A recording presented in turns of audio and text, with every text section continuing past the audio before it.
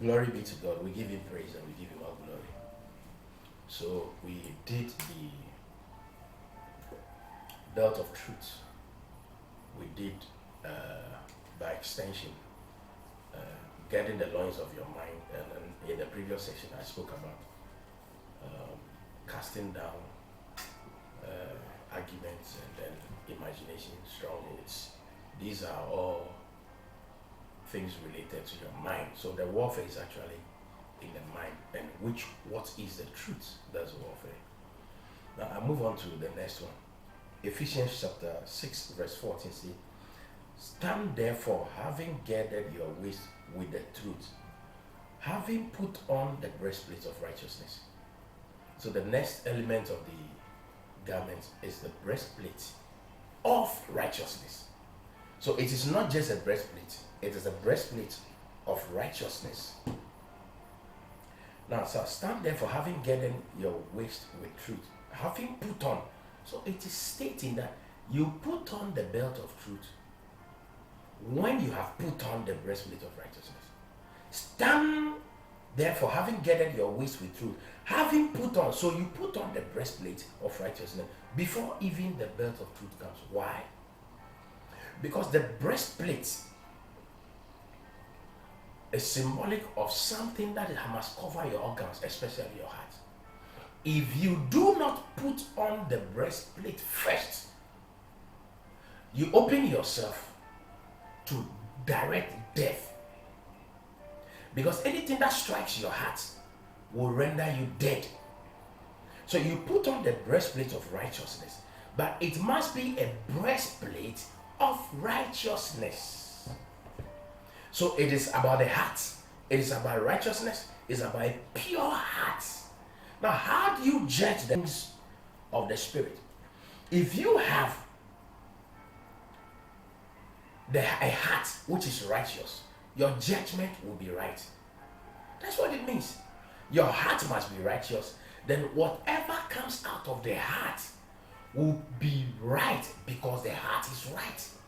If your heart is right, what does it mean to have a heart breastplate of righteousness? If it is righteous, it means it is moving, you are walking, you are operating by the ways of God. So righteousness is the culture, the way of God.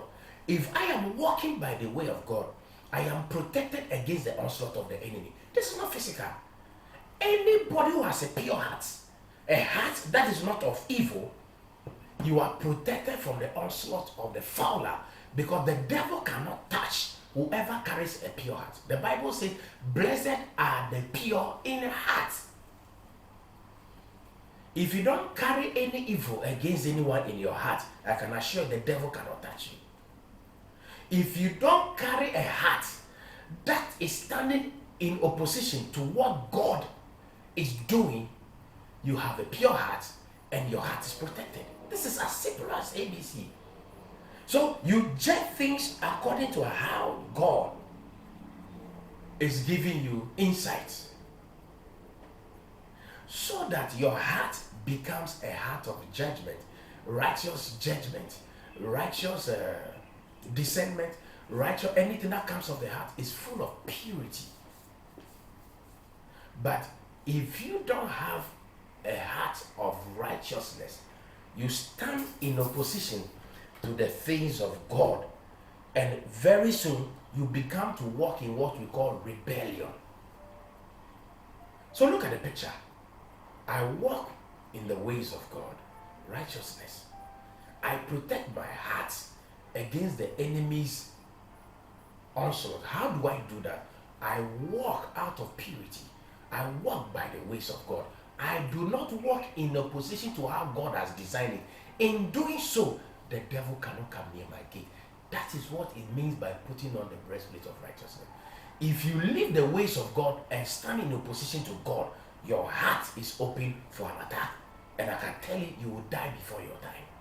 I pray for you that the Bible says you guard your heart with all diligence, for out of it flows the issues of life. Let it be so.